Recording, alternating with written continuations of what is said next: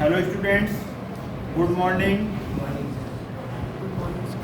अब इस वीडियो में हम आपको chapter 8 quadrilaterals class 9 new NCERT theorem 8.4 करने जा रहे हैं। इससे पहले आपने 8.1, 8.2 और 8.3 को अभी हमने छोड़ दिया है, 8.4 को कर रहे हैं। ये तीनों थ्योरम एक जैसी है, तीनों का प्रूफ एक जैसा है, जरा सा थोड़ा सा अंतर है। पहले 8.1 में क्या बताया था कि डायगोनल पैरेललोग्राम को टू कॉन्ग्रुएंट ट्रायंगल्स में डिवाइड करता है, और 8.2 में हमने क्या बोला था कि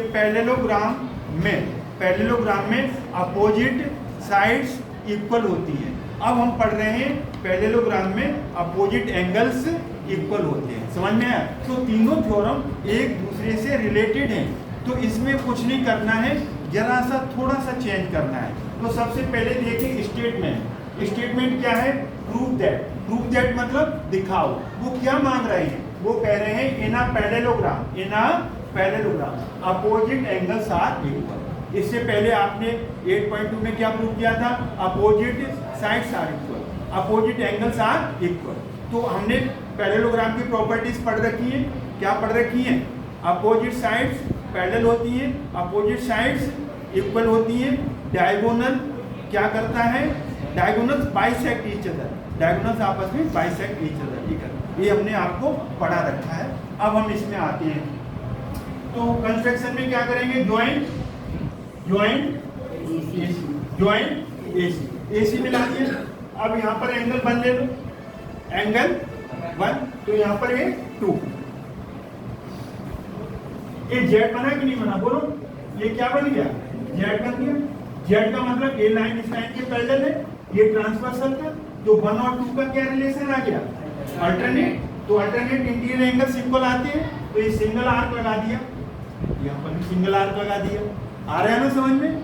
अब उल्टा जेड कैसे बन रहा है? ये देखो, ये उल्टा जेड बन गया।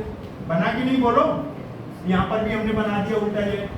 तो उल्टे जेड में क्या आएगा? ये लाइन इस लाइन के पैरेलल, ये ट्रांसवर्सल का काम। तो इंटीरियर एंगल्स कौन से हुए?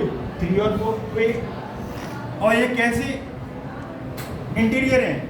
अल्टरनेट। कैसे हैं? अल्टरनेट। तो angle 1 will be equal to 2, angle 3 will be equal to 4। Angle 1 is angle 2 और angle 3 4 is equal to angle 3 equal to 4। Have you got it? और AC ट्रायंगल के नाम कैसे लेंगे? यहाँ से चलेंगे ACD। Have you got it? और फिर हम C से चलेंगे CAB। क्यों चलेंगे?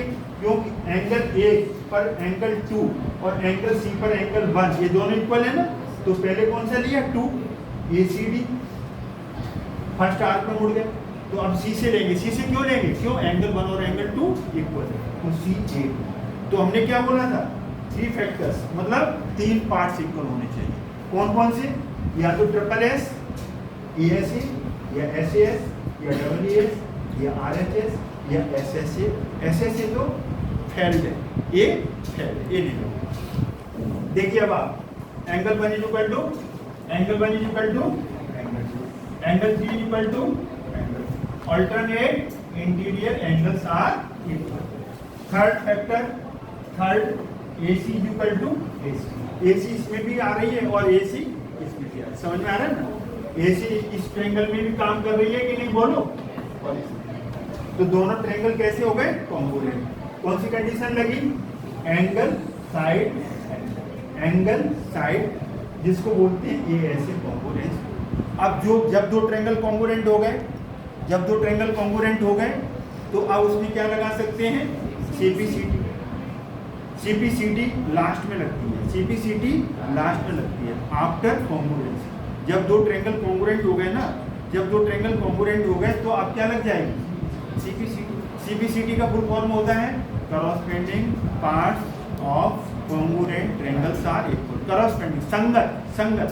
तो संगत में क्या है? देखो, अब संगत में हमारा यहाँ पर, अब संगत हमें किसका देखना? पहले तो हमने साइड का संगत देखा था, अब हमें किसका संगत देखना है? एंगल का संगत देखना है। किसका संगत देखना है? बोलो, एंगल का संगत देखना है। तो एंगल का संगत कैसे देखेंगे, यहां से देख लो, angle B, angle B, B के साथ कौन आएगा, लास्ट में बी है, लास्ट में डी, तो angle B is equal to, बोलो angle D, angle B is equal to angle by CPCT. Similarly